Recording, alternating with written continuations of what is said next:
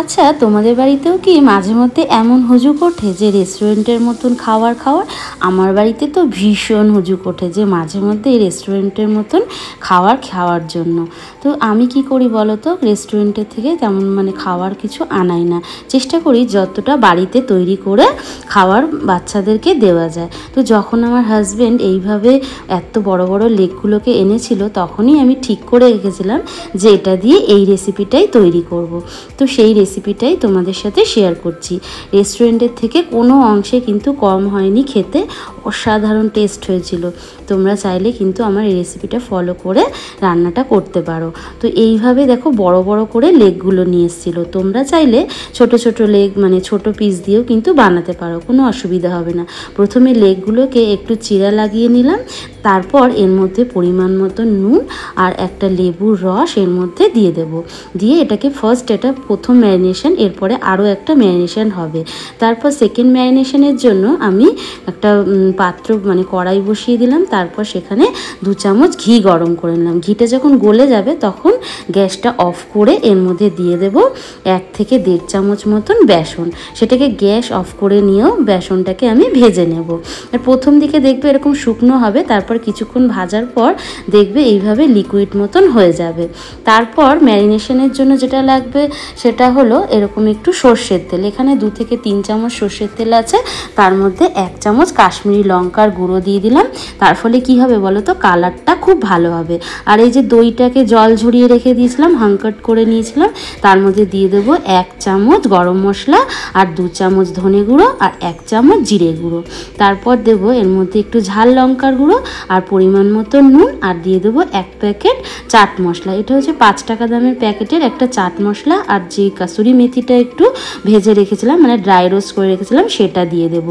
দিয়ে নিয়ে এটাকে এর মধ্যে দিয়ে দেবো যে বেসনটাকে ঘিয়ের মধ্যে ভেজে রেখেছিলাম, সেইটা ঘিয়ের মধ্যে বেসনটা ভাজার ফলে কিন্তু খুব সুন্দর একটা ফ্লেভার আসবে, একদম রেস্টুরেন্টের মতো। চেষ্টা করবে এটাকে ঘি দিয়ে একটু ভেজে নেওয়ার, বেসনটাকে। তারপর ভালো করে মশলাটাকে ম্যারিনেশনটাকে মিশিয়ে নিতে হবে। আর যেহেতু এর মধ্যে কাশ্মীরি রেড চিলি পাউডার দিয়েছি, তার জন্য দেখবে কালারটা কিন্তু এর মধ্যে খুব সুন্দর আসবে। কোনো রকম কালার কিন্তু আমি এখানে ব্যবহার করিনি। তারপর যে ম্যারিনেশনটা এই চিকেনের মধ্যে দিয়ে দেবো, যে চিকেনটা আমি নুন আর লেবু দিয়ে ম্যারিনেট করে রেখেছিলাম তার মধ্যে দিয়ে একটু মাখিয়ে নেবো। এর মধ্যে তো তোমরা দেখছো এখনও কিন্তু আমি আদা রসুনটা দিইনি। এবার আদা রসুনটা দিয়ে দিলাম। হাত দিয়ে দিলাম এই কারণে যাতে তোমাদের বুঝতে সুবিধা হয় যে কতটা আদা রসুন দিলাম। ধরে নাও 2 চামচ মতন আদা রসুন পেস্ট এর মধ্যে দিয়ে ম্যারিনেট করে রেখে দিচ্ছি। এটা কিন্তু আমি দুপুরবেলা ম্যারিনেট করে রেখে দিচ্ছি, প্রায় ধরো এখন 3টে মতন বাজে। এরপর এটা কিন্তু সন্ধেবেলা আমি এটা বানাবো। তারপর যেটা করব, একটা মশলা রেডি করে রাখবো। সেটা প্রথমে হলো একটা পেঁয়াজ আর 2টো টমেটো, 7-8টা কাজু বাদাম, কয়েকটা কাঁচা লঙ্কা আর একটু ধনে পাতা, আর এর মধ্যে রঙের জন্য দিয়ে দিলাম একটু লঙ্কা গুঁড়ো, আর দিয়ে দেবো একটু হলুদ, আর নুন তো দিয়েছিলাম। দিয়ে মশলাটাকে এটাকে একটু ভেজে নেব। ভেজে এটাকে ঠান্ডা করে রেখে দেবো। এবার দেখো সন্ধেবেলা কিন্তু আমি রান্নাটা করছি। ম্যারিনেশনটা বেশ আমি অনেকক্ষণ রেখেছিলাম, প্রায় 4 থেকে 5 ঘন্টা।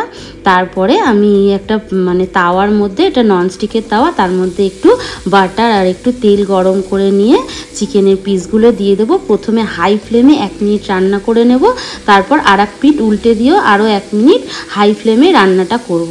তোমরা ভাবতে পারো যে পুড়ে যাবে, কিন্তু না, পুড়বে না। প্রথমে কালারটার জন্যই প্রথমে হাই ফ্লেমে করে নিয়ে তারপর লো ফ্লেমে করতে হবে। তারপর যে এই যে ম্যারিনেশনগুলো কিন্তু দেখবে তেলের মধ্যে থাকবে, সেইটা কিন্তু ফেলে দিতে হবে। ওটা দিলে কিন্তু একটু তিতকুটে ভাব হয়ে যাবে। এইভাবে সব কটা চিকেনই উল্টে পাল্টে ভেজে নেব। এবার সেদ্ধ হয়েছে নাকি সেটাও চেক করে নেব। নেওয়ার পর সমস্তগুলো তুলে নিয়ে একটু রেস্টুরেন্টের মতো তন্দুরি ফ্লেভার দেওয়ার জন্য একটু গ্যাসের মধ্যে এইভাবে উল্টে পাল্টে সেঁকে নেবো। বেশিক্ষণ না, জাস্ট 1-2 সেকেন্ড এইভাবে উল্টে পাল্টে সেঁকে নিলে দেখবে ফ্লেভারটা খুব সুন্দর আসবে। আর যে তাওয়ার মধ্যে এটা সেঁকেছিলাম সেটার মধ্যে একটু অনেকটাই তোমার বাটারের তেলটা ছিল, সেটাও দিয়ে দেবো। তোমরা চেষ্টা করবে যে মশলাগুলো সেটা একটু ছেঁকে ফেলে দেওয়ার। আমার একটু ভুল হয়ে গেছিলো, তাই একটু কালচে কালচে মতন হয়ে গেছে। তার মধ্যে একটা পেঁয়াজ দিয়ে ভেজে নেব। আর এদিকে তো যে মশলাটা করে রেখেছিলাম মানে পেঁয়াজ তারপর টমেটো ভেজে সেটাও পেস্ট করে নিলাম। আর তার মধ্যে দিয়ে দেবো 1 চামচ পেঁয়াজের মধ্যে আদা রসুন বাটা, তারপরে এই মশলার পেস্টটা দিয়ে ভালো করে ভেজে নেব।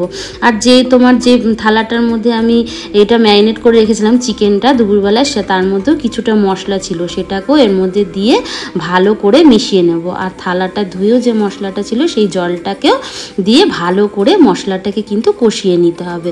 মশলাটা যত ভালো করে কষানো হবে স্বাদটা তত ভালো হবে। এরপর চিকেনটা দিয়ে দিলাম। চিকেনটা দিয়ে খুব বেশি রান্না করা দরকার নেই, কারণ কি চিকেনটা কিন্তু আগেই অনেকটা সেদ্ধ হয়ে গেছে, যেহেতু ম্যারিনেট করে রেখেছিলাম এতক্ষণ। আর এরপরে ওপর থেকে কাসুরি মেথি আর বাটার দিয়ে দিলাম। বাটার চাইলে পুরো রান্নাটা তোমরা বাটারে করতে পারো, যেহেতু আমি বাড়িতে করছি তো খুব বেশি বাটার ইউজ করলাম না, বাটারটা শেষেই দিলাম, ফ্লেভারটা ভালো লাগবে। এবার নাবিয়ে নিলাম, সার্ভ করে নিলাম। দেখো কত সুন্দর দেখতে হয়েছে। তোমাদের নিশ্চয়ই ভালো লেগেছে, ভালো লাগলে আমাকে জানিও। নেক্সট ভিডিওতে আবার দেখা হবে। টাটা।